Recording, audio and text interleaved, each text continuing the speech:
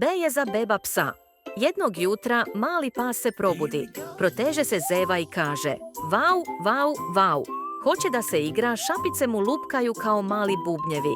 Istrči napolje, u veliko i belo dvorište. Šta vidi? Veliku, belu loptu. Pomiriše je, dotakne nosićem, pa pokuša da zagrize.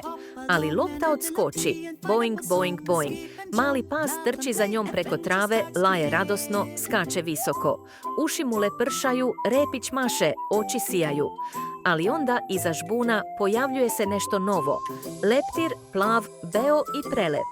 Pas zastane, nagne glavicu, pa tihim lavežom pita: Vau?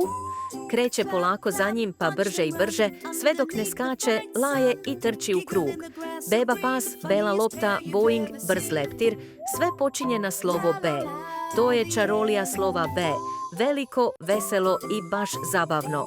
A naš mali pas, on uči korak po korak, skok po skok, lavež po lavež.